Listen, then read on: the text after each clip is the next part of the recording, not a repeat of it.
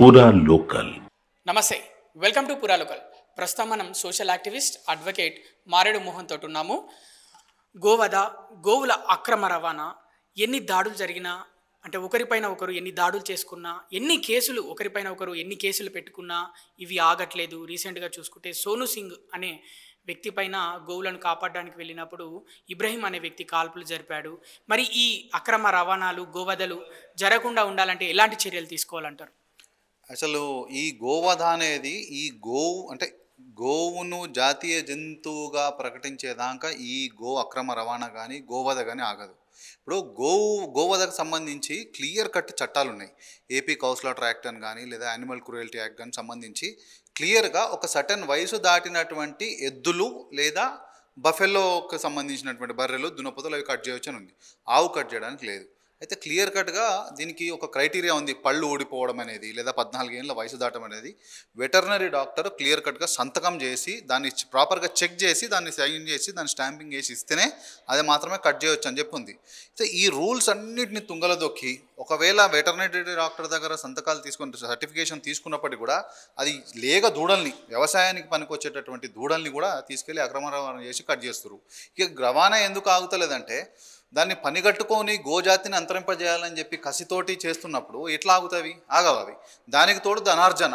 ఇప్పుడు ఇవన్నీ ఇక్కడ మాత్రమే కోసి ఇక్కడ వాళ్ళే తింటారని మాత్రం అనుకోకండి.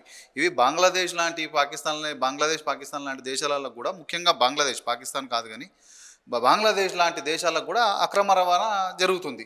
బంగ్లాదేశ్ నుంచి బయట దేశాలకు బీఫ్ ఎక్స్పోర్ట్ అవ్వడము, ఇక్కడ ఉన్నటువంటి అల్ కబీర్ అనేటటువంటి ఈ యొక్క గోవధశాల ఏదైతే ఉందో కబేలా పెద్దది, అక్కడ నుంచి ఎక్స్పోర్ట్ అవ్వడము, ఇది ఎక్స్పోర్ట్ బిజినెస్గా దీన్ని చేస్తారు. One of the biggest export బిజినెస్లో గోవు మాంస విక్రయం కూడా ఒకటి ఉంది. గోవు మాంసం ఒకటే కాదు, బర్రెలు, దున్నపోతులు ఇవన్నీ.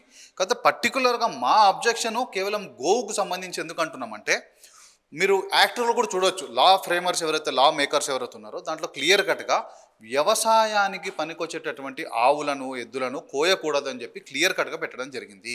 కొంతమంది ఏమంటారు, ఎద్దులు కోయొచ్చు కదా, ఆవులు మాత్రమే కోయొద్దు, ఎద్దులు కోయొచ్చు అంటే లేదా తప్పు, ఎద్దులు కూడా కోయొద్దు. వ్యవసాయానికి పనికొచ్చే జీవాలు అంత బలశాలమైనటువంటి జీవాలు, అంత శాంతియుతంగా ఉండి మనిషికి వ్యవసాయం చేసి ఈ వ్యవస్థకే సాయం చేసేటటువంటి అంత గొప్ప వృత్తిని తన భుజస్కంధాల మీద ఎత్తుకొని ఈ ట్రాక్టర్లు, పెట్రోలియం లేని రోజుల్లో కూడా ఈ యొక్క మనిషికి, ప్రతి కులానికి, ప్రతి మతానికి అన్నం పెట్టిన ఏకైక జీవం ఈ గోజాతి. ఈ గోజాతి అంతరించిపోయిన రోజు ఖచ్చితంగా ఎంతటోడు, ఏ కులం కానీ, ఏ మతం కానీ, ఏ ప్రాంతం కానీ, ఏ దేశం కానీ వానికి అన్నం పండించుకోవడానికి, వ్యవసాయం చేసుకోవడానికి ఇంకో వేరే అనుకూలమైన జీవమే లేదు. గోజాతి అంతరించిపోయిన రోజు ఒక భారతదేశమే మాత్రమే కాదు, ప్రపంచవ్యాప్తంగా ఎవ్వడికి బతుకులేదు. ఎందుకంటే పెట్రోలియం ఎన్ని రోజులు ఉండదు, ఏదో ఒక రోజు పెట్రోలియం కూడా అంతరించిపోతుంది. దాని తర్వాత వచ్చే ఆల్టర్నేటివ్ రిసోర్సెస్ ఆఫ్ ఎనర్జీస్ ఏవైతే ఉన్నాయో వాటికి కూడా ఒక లిమిటేషన్ ఉంటుంది. ఏ లిమిటేషన్ లేకుండా మనిషికి నిస్వార్థంగా అక్కడ ఉన్నటువంటి క్రాప్ వేస్ట్ తిని, అది కూడా పొల్యూషన్ కాకుండా క్రాప్ వేస్ట్ తిని మనకు వ్యవసాయం చేసి పెట్టగలిగే ఏకైక జీవి గోవు. కాబట్టి యాక్ట్లో అంత క్లియర్గా చెప్పడం జరిగింది, వ్యవసాయానికి పనికొచ్చేటటువంటి ఆవులు, ఎద్దులు కోయకూడదని. అయినా కూడా వాటిని చిన్న లేగ దూడల్ని కూడా తీసుకొని పోయి కోస్తుర్రంటే దాన్ని ఏమనాలి? ఈ దేశం యొక్క భవిష్యత్తును నాశనం చేయడం కాకపోతే ఇంకేమనాలి? అది మా క్రైటీరియా. ఈ యొక్క ఇంకోటి ఏంటంటే, ముస్లింలలో కూడా ఎక్కడ కూడా ఖురాన్లో గోవు తినాలని చెప్పి లేదు. కొంతమంది ఎట్లా చేస్తున్నారంటే కేవలం భారతదేశం యొక్క, ఇప్పుడు భారతదేశానికి వెన్నుముక్క రైతన్న, ఆ రైతన్నకు వెన్నుముక్క ఈ గో అంటారు ఈ బసవన్న. దీన్ని పూర్తిగా నాశనం చేసినాం అనుకోండి, భారతదేశం వెన్నుకు ఇరిగిపోయినట్టే. కాబట్టి ఇది ఒక కుట్రాపూరితంగా జరుగుతుందనేది నా ఎలిగేషన్. వైఫల్యం ఎవరిదంటారు? కేంద్ర ప్రభుత్వం అన్నదా, రాష్ట్ర ప్రభుత్వాలదా బీఫ్ ఎక్స్పోర్ట్ ఇంత పెద్ద ఎత్తున భారతదేశంలో జరగడానికి? అయితే నేనేమంటున్నానంటే, బీఫ్ ఎక్స్పోర్ట్ అనేది ఏమో ఒక బిజినెస్ పాయింట్ ఆఫ్ వ్యూ మనం చూస్తున్నాం కదా, వాస్తవానికి యాక్ట్ ఏం చెప్తుందో ఒకసారి చూద్దాం.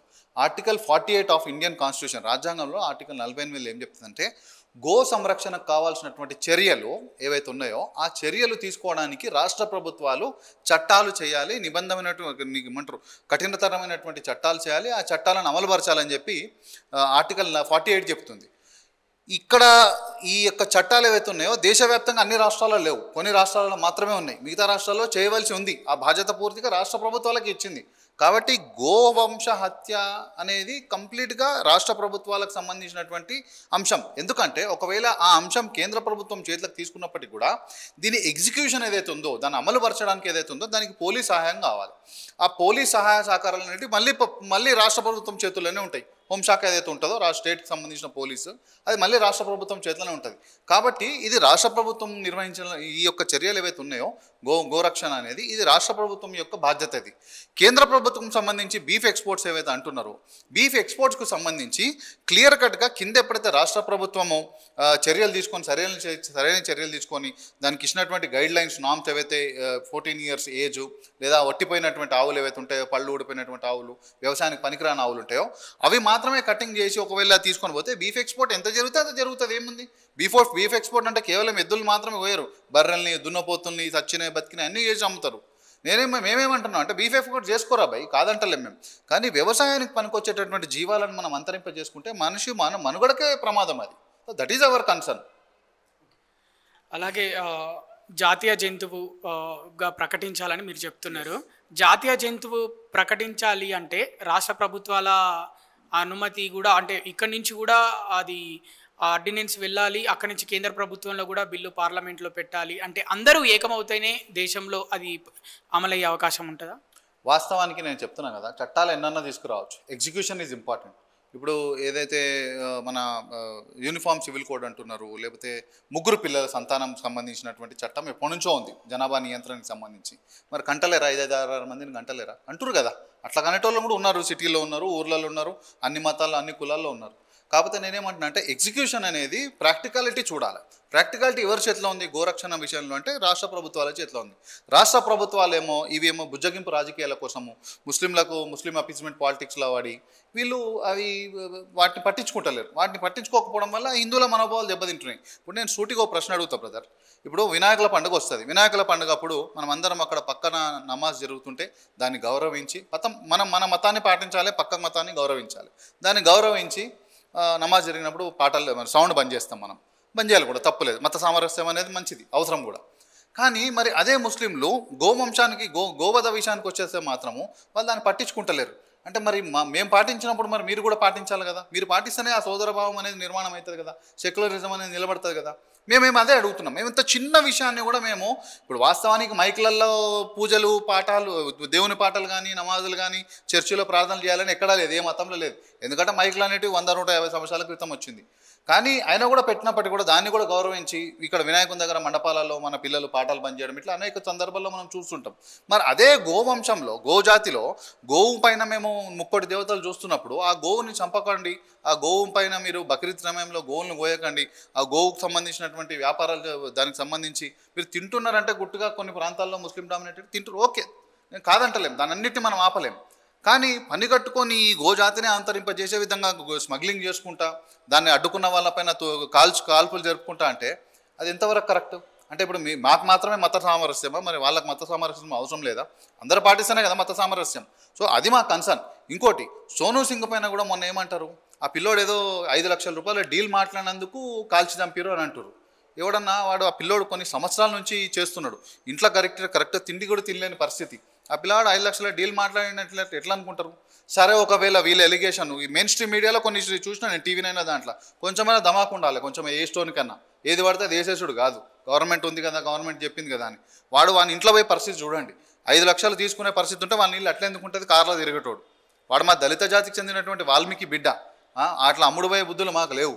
నేనేమంటున్నా అంటే నిజంగా అసలు నేను ఈ యొక్క న్యూస్ను వేసినటువంటి న్యూస్ ఛానల్స్ కానీ లేదా ఎలిగేషన్ చేసినటువంటి పోలీస్ శాఖ వారిపైన కానీ నేను సూటిగా అడుగుతున్నా, ఒకవేళ నిజంగా సెటిల్మెంటే మాట్లాడినంత మాత్రాన కాల్చి చంపుతారా? పోలీసు వాళ్ళు ఎవరు లంచం తీసుకుంటలేరా? మీడియాలలో మరి స్ట్రింగ్ ఆపరేషన్లు చేసి ఎవడు సెటిల్మెంట్లు మాట్లాడతలేడా? మరి అందరినీ చంపుతారా సెటిల్మెంట్ కుదరకపోతే? మరి సోనీ సింగ్ని సెటిల్మెంట్ కుదరకపోతే సోనీ సింగ్ను చంపాలనా, ఫైరింగ్ చేయాలనా? అది కాదు ఇష్యూ, అది కాదు. వాట్ టు బి డిస్కస్డ్ అనేది అసలు వానికి వెపన్స్ ఎక్కడి నుంచి వచ్చినాయి. వానికి ఇబ్రాహిం అనేటోనికి ఆల్రెడీ యూపీలో వానిపైన కేసులు ఉన్నాయి, ఇదే వెపన్ ఫైరింగ్ కేసు ఉంది. వాని వెపన్స్ ఎక్కడి నుంచి వస్తున్నాయి అనేది మెయిన్ థింగ్. ఎందుకంటే ఇక్కడ కన్సర్న్ సోనూ సింగ్ని కాల్చిరు అనేది కూడా కన్సర్న్ కొంచెం పక్కన పెడదాం. ఫస్ట్ ఆఫ్ ఆల్ వీళ్ళ దగ్గర వెపన్స్ ఎక్కడి నుంచి వస్తున్నాయి, ఈ వెపన్స్ కల్చర్ ఏంది, ఈ వెపన్స్ నువ్వు వెపన్స్ క్యారీ చేస్తున్నావు అని అంటే నీకు ఈడొక్కడి దగ్గరనైనా ఇంకెంతమంది దగ్గర ఉండింటే వెపన్స్. కాబట్టి అది మనం ఇంపార్టెంట్గా మనం కాన్సన్ట్రేట్ చేయాల్సిన విషయం. ఇక్కడ కార్డన్ సెర్చ్ అనేది ఎందుకు ఆపేసింది రాష్ట్ర ప్రభుత్వం? నేను ప్రశ్నిస్తున్నా. కార్డన్ సెర్చ్ ఆపేసినప్పటి నుంచి క్రైమ్ పెరిగిపోయింది, మళ్ళీ మర్డర్లు పెరిగిపోయినాయి, హత్యలు పెరిగిపోయినాయి, దొంగ బండ్లు, దొంగతనాలు ఇవన్నీ పెరిగిపోయినాయి. కార్డన్ సెర్చ్ టీఆర్ఎస్ గవర్నమెంట్ ఉన్నప్పుడు చేసింది. ఇప్పుడు 2 సంవత్సరాలు అయిపోయింది సుమారు రేవంత్ రెడ్డి వచ్చి, ఇప్పటివరకు కార్డన్ సెర్చ్ లేదు. కార్డన్ సెర్చ్ పెట్టండి, ఇల్లు వెతకండి, హిందువుల ఇల్లు, ముస్లింల ఇల్లు, అందరి ఇల్లు వెతకండి, ఏంది ఇల్లీగల్గా దొరికితే తీయండి. వెపన్స్ కానీ లేకపోతే ఇల్లీగల్గా ఇంకా దొంగ బండ్లు, దొంగతనాలకు సంబంధించినవి ఏమున్నా తీయండి. అప్పుడు ఆటోమేటిక్గా క్రైమ్ కంట్రోల్కి అవుతుంది. అది ఇడిచిపెట్టి వాడు పైసలు అడిగిండు, ఇష్యూని డివైడ్ చేయడానికి ఇవన్నీ చెత్త వేషాలు, ఇవన్నీ కూడా ఇవన్నీ పనికిమాలిన వేషాలు ఇవన్నీ. ఇక భవిష్యత్తులో గోవధ అలాగే గో అక్రమ రవాణా నిర్మూలన చట్టం అమలయ్యే అవకాశం లేదంటారా ఏ రాష్ట్రంలోనైనా భారతదేశంలో? ఇక నేను ఈ మాటకు ఆన్సర్ చెప్తే నేనేదో బీజేపీకి ఫేవర్గా మాట్లాడినట్టు ఉంటుంది, కానీ వాస్తవానికి బీజేపీ పాలిత రాష్ట్రాలలో కూడా పూర్తి స్థాయిలో గోవధ నిషేధం అనేది జరగలేదు. అది అంత ఈజీ కాదు. అది అంత ఈజీగా కావాలి అంటే ఒకటి పూర్తి స్థాయిలో ఏమంటారు ముస్లింలు కూడా మనకు అరే లేదు మనం వాళ్ళు గౌరవించాలి, మనం వాళ్ళని గౌరవించాలనేటటువంటి విఘ్నత వాళ్ళ లోపల రావాలి. ముస్లింలే కాదు, ఇక్కడ కొంతమంది తింటున్న క్రైస్తవులే కానీ, లేదా కొంతమందికి అలవాటు ఉన్నటువంటి నిమ్న జాతులలో ఉన్నటువంటి వాళ్ళే కానీ, వీళ్ళందరూ కూడా అరే లేదు ఒక వర్గం దీన్ని మనం పూజిస్తున్నప్పుడు దాన్ని సెంటిమెంట్గా మనం ఫీల్ కావాలని వాళ్ళకన్నా రావాలి. లేదా ఇట్లా జరుగుతున్నటువంటి బాహాబాహైన రోజునన్నా దీనికి ఏదో ఒక ఎండ్ కార్డు పడుతుంది. లేదా ఇది అంత ఈజీగా ఆగే విషయం కాదు. ఇది ఆగాలంటే గోవధ చట్టం అమలుపరచడం కన్నా గోవునే జాతీయ ప్రాణిగా డిక్లేర్ చేసి ఇక చట్టంలో కంపల్సరీగా దాన్ని ముట్టుకుంటే జైలు శిక్ష అనేది ఖరారు అవుతుంది. కాబట్టి గోవునే జాతీయ ప్రాణిగా డిక్లేర్ చేయాలనేది మా డిమాండ్. మతం మార్పిడిల వల్ల ఇప్పుడు గోమాతను గోవధ చేస్తున్నారు, అలాగే అక్రమ రవాణా చేస్తున్నారు. ఈ మతం మార్పిడిల వల్ల హిందువులు వేరే మతాల్లోకి వెళ్ళడం వల్ల ఇలా జరిగినప్పటికీ కూడా ఎవరు స్పందించట్లేదా? బ్రదర్ నేనేమంటా అంటే దీంట్లో మీరు అన్నది కూడా కరెక్టే. మతం మారిన తర్వాత ఈ అలవాట్లు వస్తున్నాయి, దానివల్ల కూడా గోవధ పెరుగుతుంది అనేది మీ పాయింట్, అంతేనా? నేనేమంటానంటే మతాలలో ఒకవేళ గోవును తినాలని రాసిపెట్టి ఉందనుకోండి, మీరు అన్నది నిజంగా అప్లిబిలిటీ అవుతుంది. కానీ మతాలలో ఎక్కడుంది గోవును తినాలని రాసిపెట్టి? ఇప్పుడు ముస్లింలలో ఉందా, కొన్ని క్రైస్తవులలో ఉందా? సరే లేదు, ఒకవేళ వ్యవహారికంగా అలవాటు ఉంది, తింటున్నారు అనుకుందాం. కానీ నిన్న మొన్న మతం మారినోడు అలవాట్లు కూడా మార్చుకోవడం కష్టం. మతం మారింటడేమో, విశ్వాసం మారింటుంది, కానీ ఒక్కసారిగా పోయి బీఫ్ తినేయాలి అని అంటే అంత ఈజీ కాదు. అది కొంచెం మనసు ఒప్పుకోదు, అది ఏదో ఒక రకమైన ఫీలింగ్ ఉంటుంది. మేబీ నెక్స్ట్ జనరేషన్ తింటుందేమో, దానివల్ల మీరు అన్నట్టుగా ఆ కన్జంప్షన్ పెరిగే అవకాశం ఉంది. కానీ ఎంబడే మారిన వాళ్ళు ఎంబడే పోయి ఇక్కడ నేను మతం మారిన, ఇప్పుడు నేను రేపు సిక్కు ధర్మం తీసుకున్నా అని చెప్పి రేపు ఎంబడే పోయి నేను వాళ్ళు తినే ఆహారపు అలవాట్లు నేను తింటాని లేదు కదా. ఇప్పుడు సిక్కులు పోర్క్ తింటారు కొంతమంది అందరికి అలవాటు ఉండకపోవచ్చు అక్కడ కూడా, కానీ అట్లా అని చెప్పి ఎంబడే తింటానేం లేదు కదా. అసలు నేను ఒకటే చెప్తున్నా, ఈ గోవధ అనేది చాలా కాంట్రవర్షియల్ టాపిక్, గోరక్షణ అనేది చాలా కాంట్రవర్షియల్ థింగ్. దీనిపైన ఇరు మతాలు కూర్చోవాలి. కొంతమంది ముస్లిం సోదరులు ముందుకు వచ్చారు పోయినసారి బక్రీద్ అప్పుడు, కొన్ని సంఘాలు ముందుకు వచ్చి లేదు హిందూ సోదరులు పూజిస్తారు కాబట్టి మేము దాన్ని కోయము అని చెప్పి వాళ్ళు కొన్నిసార్లు మీటింగ్ చేసి చెప్పడం జరిగింది. సరే అది ప్రాక్టికల్గా అది ఆచరణీయాత్మకమైన దారిలో ఉన్నా లేకున్నా వాళ్ళు ఒక వాయిస్ అయితే ఇచ్చారు, దాన్ని మేము స్వాగతిస్తున్నాం. అదేవిధంగా మిగతా సమాజం కూడా లేదు దీన్ని వాళ్ళు గౌరవిస్తారు, మా దాన్ని వాళ్ళు గౌరవించాలి, వాళ్ళు మమ్మల్ని గౌరవించాలి, మేము వాళ్ళని గౌరవించాలి అన్నట్టు వాళ్ళ విశ్వాసాలు గౌరవించాలని వచ్చిన రోజు కాంట్రవర్సీ లేదు, ఇష్యూ లేదు, ఏం లేదు, అన్నీ ఈజీగా వెళ్ళిపోతాయి. కాదు మేము ఇట్లే ఖచ్చితంగా కోస్తాం, కొంతమంది ధనార్జన కోసం మేము ఇష్టం వచ్చినట్టు చేసుకుంటూ పోతామంటే ఏముంది భయ్, పైసలు మీ దగ్గరనే ఉన్నాయా, వెపన్స్ మీ దగ్గరనే వస్తాయా, మా దగ్గర పైసలు లేవా, మేము కొనలేమా? ఏదో ఒక రోజు హిందూ సమాజంలో ఇప్పుడు ఒకతను వచ్చింది కదా, ఏం పేరు వచ్చింది కదా బిష్ణోయ్, వాడు ఏం చేస్తుండు? అదే పరిస్థితి ఏదో ఒక రోజు తల తిరిగినోడు ఎవడో ఒకటి చేస్తాడు, ఆ రోజు ఏమవుతుంది? హింస చెలరేగుతుంది. అది కరెక్ట్ కాదు కదా. ఏమంటే దీనికి రాష్ట్ర ప్రభుత్వం బాధ్యత వహించాలి. ఎందుకంటే AP councillor act, Telangana councillor act ఏదైతే ఉంటుందో అది పూర్తిగా రాష్ట్ర ప్రభుత్వం బాధ్యతలోనే ఉంటుంది, దాని యొక్క చేతుల్లోనే ఉంటుంది. కాబట్టి దాన్ని టైట్ చేయాల్సిన బాధ్యత చెక్ పోస్టులలో మెయిన్గా చూడనట్టు ఉంటారు. లంచాలు సోనూ సింగ్ తీసుకున్నాడు కాదు, కరెక్ట్గా పోయి స్పై కెమెరాలు పెడితే ఎవరు లంచాలు తీసుకొని చెక్ పోస్టులలో వదిలి పెడతారో అన్ని బయటికి వెళ్తాయి. గోవధ, గోవుల అక్రమ రవాణా, బీఫ్ ఎక్స్పోర్ట్ వెనుకాల హిందువులు కూడా ఉన్నారు అంటే మీరు నమ్ముతారా? ఎందుకు లేదు, లుచ్చగాళ్ళు మస్తు మంది ఉంటారు. హిందువులు అన్నంత మాత్రాన ప్రతి ఒక్కరికి హిందుత్వం మనసులో ఉంటుందని కాదు కదా. అట్లాంటి వాళ్ళని ఫస్ట్ తన్నాలి లెక్కకైతే. కాకపోతే ఉన్నారు, చాలామంది ఉన్నారు, లేరని నేను అంటలేను. ఇప్పుడు ఊర్లలో అమ్ముతున్న వాళ్ళు కూడా హిందువులే కదా. ఇప్పుడు వాటిని బేరాలాడుతున్న మార్కెట్లలో బేరమాడుతున్న వాళ్ళు కూడా హిందువులు ముస్లింలు అందరూ ఉంటారు కదా. నేను ఏమంటున్నా, తెలిసి కొందరు, తెలియక కొందరు. తెలియని వాడు చేసిండంటే కనీసం వానికి తెలిసిన రోజు ఆపేస్తాడేమో అనుకోవచ్చు. కానీ తెలిసిన వాడు చేస్తే దాని అర్థమైంది తెలుసా, మహాపాపం. అది నేనేమంటున్నా, ఇక్కడ గోవును మీరు కేవలం హిందువులు పూజిస్తారు, దాని పూజనీయమైనటువంటి దేవత, ఆరాధ్య దైవము, ముక్కోటి దేవతలుగా చూడకండి. గోవు అనేది మనిషి జాతికి అన్నం పెట్టినటువంటి ఏకైక జీవి భయ్. నువ్వు ఒక్క జీవాన్ని చూపి, నాకు వ్యవసాయంకి అనుకూలంగా ఉన్నటువంటి ఒక్క జీవాన్ని చూపి. ఈ పెట్రోల్, డీజిల్, ఈ ఆల్టర్నేటివ్ సోర్సెస్ ఆఫ్ ఎనర్జీస్ అయిపోయిన రోజు మళ్ళీ మనిషికి అన్నం పెట్టగలిగే సత్తా ఉన్నటువంటి ఒకే ఒక జీవిని చూపి నేను బీఫ్ తినండి అని చెప్పి నేను ఎంకరేజ్ చేస్తాను. ఒక్క జీవాన్ని చూపి నాకు న్యాచురల్గా భగవంతుడు ఇచ్చిన దాన్ని. కాబట్టి నేనేమంటున్నా అంటే, ఇది మనిషిని అడవులలో జంతువులను వేటాడి జంతువులాగా బతుకుతున్నటువంటి మనిషిని నాగరికత నేర్చుకున్న క్రమంలో మనిషిని వ్యవసాయం చేసి మనిషిలాగా మార్చినటువంటి ఏకైక జంతువులలో జంతువులాగా బతుకుతున్న మనిషిని మనిషిలాగా మార్చిన ఏకైక జంతువు గోవు. నువ్వు దీన్ని ఈ యొక్క యాంగిల్లో చూడు నువ్వు. అంతేగాని హిందువులు పూజిస్తారు కాబట్టి మేము తింటాం, హిందువులు పూజిస్తారు కాబట్టి మేము కోస్తాం, హిందువులు పూజిస్తారు కాబట్టి మేము బీఫ్ ఫెస్టివల్ చేస్తున్నాం అంటే నీ అంత మూర్ఖుడే లేడు. ఎందుకంటే ఎప్పుడైనా న్యాచురల్గా వచ్చిందే అల్టిమేట్, భగవంతుడు ఇచ్చిందే అల్టిమేట్. ఈ మధ్యలో వచ్చినటువంటి సోర్సెస్, ఎనర్జీస్ ఈ రోజు కాబట్టి రేపు వెళ్ళిపోతాయి బ్రదర్. ఈరోజు ఇప్పుడు కిరోసిన్, చిన్నప్పుడు మనం కిరోసిన్ వాడేవాళ్ళం, ఈరోజు కిరోసిన్ ఉందా? కనిపిస్తుందా? మరి రేపు పెట్రోల్ ఉంటుందా? కనిపిస్తుందా? పోనీ డీజిల్ ఉంటుందా? కనిపిస్తుందా? అసలు ఇవి రెండు అంతరించిపోతాయి. ఇంకో 55-60 ఇయర్స్లో పెట్రోలియం డీజిల్స్ అయిపోతున్నాయని మనకున్న సూచన. పోనీ 100 ఏళ్ళు అనుకో, 100 ఏళ్ళలో యుగమంతం అయిపోతుందా? కాదు కదా. ఈ 100 ఏళ్ళ తర్వాత సోర్స్ ఆఫ్ ఎనర్జీ ఏది మళ్ళీ వ్యవసాయానికి? పోనీ సన్లైట్ అంటావో ఇంకేదంటావో, ఏది ఉన్నా సరే కాస్ట్లీ అఫేర్. ఫ్రీగా వచ్చేది ఒకటి గోవు. ఎందుకంటే గోవు ఫ్రీ ఎందుకంటున్నంటే, భూమిలో పుట్టినటువంటి ఫ్రీగా భూమాత ఇచ్చినటువంటి ఫ్రీ గడ్డిని, క్రాప్ వేస్ట్ని, ఏది పంట వ్యర్థాలను తిని ఎనర్జీగా మార్చుకొని మనకు మళ్ళీ వ్యవసాయం చేసి పెట్టే ఏకైక జంతువు. ఇంత ప్లస్ పాయింట్, ఇంత తల్లి, మన తల్లి అని ఎందుకంటున్నామంటే మనకు బతుకునిచ్చింది, మన భవిష్యత్ తరాలకు బతుకునిస్తుంది, మన పూర్వీకులకు కూడా బతుకునిచ్చింది. ఈరోజు మనం ఉన్నామంటే అది ఈ గోమాత ఇచ్చినటువంటి భిక్ష. మనకు ఈ గోమాతపై వ్యవసాయం చేసి మనకు అన్నం పండించి ఇచ్చిన భిక్ష అది. మీరు ఆ యాంగిల్లో చూడండి. అంతే తప్ప గోవుల్ని హిందువులు పూజిస్తారు కాబట్టి మనం తినేయాలి, ఈ గోవుల్ని హిందువులు మొక్కుతారు కాబట్టి మనం చంపేయాలంటే నువ్వు మూర్ఖుడు, నువ్వు మనిషివి కాదా. ఇప్పుడు ఒకవేళ ముస్లింలైనా, హిందువులైనా, క్రైస్తవులైనా మీ దేవుళ్ళే క్షమించరు మిమ్మల్ని. భవిష్యత్తు మీ దేవుళ్ళ సంగతి ఎందుకు? మీ భవిష్యత్ తరాలే మిమ్మల్ని ముఖాన్ని ఉమ్మిస్తాయి. మా కొడుకులకు కొంచెం కూడా బుద్ధి లేకుండా రాబాయి, ఇష్టం వచ్చాడు తినేసిర్రు, ఎవడు పడితే ఆడు. ఇప్పుడు మా దళిత సోదరులు కూడా చాలామంది మేము గోవుని తింటామంటారు, కంచాయాలే అంటాడు అప్పుడప్పుడు. మేము బీఫ్ ఫెస్టివల్, ఏది మార్వాడీలో స్వీట్ షాప్ పెడితే మేము మీట్ షాప్ పెట్టాలి, బీఫ్ మీట్ అంటాడు. అరే నాకు తెలియక అడుగుతా, ఇదే వ్యవసాయము ఊర్లలో చిన్న సన్నకారు రైతులకు ట్రాక్టర్ తెచ్చుకొని వ్యవసాయం చేసే ఆర్థిక స్తోమత లేని వానికి కొద్దో గొప్ప 1-2 ఎకరాలలో వ్యవసాయం చేసి వాని బతుకుని నడిపిస్తుంది ఇదే గోజాతి బ్రదర్. ఇంతకు మించిన స్నేహితుడు ఎవరు దళితులకు? గోవుకు మించిన స్నేహితుడు ఎవరు ఉన్నారు భయ్ దళితులకు? కాబట్టి గోవును మీరు ఏదో దేవత పాయింట్, హిందువులకు పాయింట్ ఆఫ్ వ్యూ దేవతనే, కానీ ఇతరుల పాయింట్ ఆఫ్ వ్యూ మీరు దేవతకు చూడకపోయి, కానీ మీ భవిష్యత్ తరాలకు మళ్ళీ ఫ్యూచర్లో అన్నం పెట్టే ఏకైక జీవం భగవంతుడు. అది అల్లా కానీ, యెహోవా కానీ, పరమేశ్వరుడు కానీ, ఎవరైనా సరే ఆయన ఇచ్చినటువంటి గిఫ్ట్ ఇది మనిషికి, మానవాళికి. కాబట్టి దాన్ని కాపాడుకోవాల్సిన అవసరం ఒక చదువుకున్న వాడిగా, ఒక నాగరికత చెందినటువంటి మనిషిగా మనందరి బాధ్యత.